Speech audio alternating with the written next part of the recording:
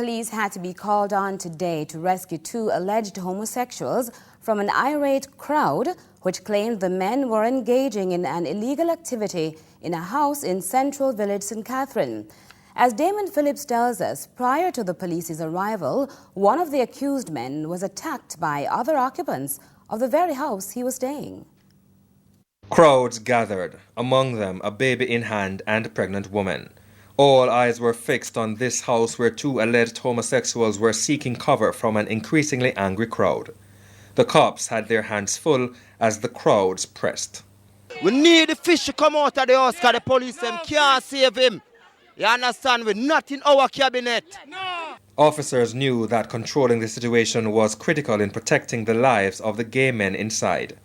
One of the two men had been visiting from St. Thomas. Here, police are able to rescue him. But neither residents nor the police were going anywhere as the other gay man was holed up inside the house. The Central Village Big Lane residents lamented that this is placing their community in a bad light and claim children will be sent the wrong message about their sexuality. It's a hard time now, man, for go look work, you see what I say? And the government now set no work for it, but we still not sell out to soul. I will say woman to man, straight. And then uproar when the other alleged homosexual who lives at the premises was to emerge. He clearly felt comfortable under the protection of the police.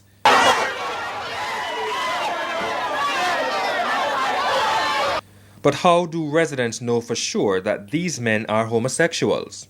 This man, he come in for work. A man called me one side that time, say, yo, you know, say, I pay fish in the house. And I say, hey, oh, you know that? So a man say, get up in 4 o'clock this morning, so I'm going to use the bathroom. When he go in the bathroom door lock. You see me? And the man say, yo, who in the bathroom and nobody in the answer. You see, man, so when he peep through the keyhole, he hung see man behind man and be balling in there, you see me? So I say, dog, you sure you see that? He say, yeah, man, we are watching now. We are going to beat them today. Yeah. No make no sense. We try to load everything and watch now. Right now, the whole world know what going on. This was confirmed by the other occupants who live inside the house. We were told that the two men were quizzed and it was revealed by the visitor that he had no money to go back home to St. Thomas, so he was allowed to stay over. We group up now and say, all right, then we're ready. We are go to him now. So we take right here and go around to the back and saw him in there. We say, what kind of thing that? Or if you bring in man come to the house, say, so we're there in here. Yeah, make it look away upon we people have things about, so yeah, we live in. No, we know the hours that we are only him that, so we don't know how him learn that thing there. You get me? So we now got other intention there. But things got heated, knives were drawn, and injuries were sustained. The two of them draw them one another blood while we was there trying to help him.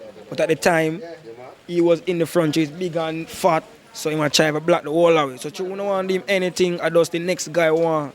You get me? So I just that and like him lock him up in my room and make a phone call and call the police and that's police and come here. They say they knew one of the men was gay, but never appreciated him taking a man into their home to impose his lifestyle on them.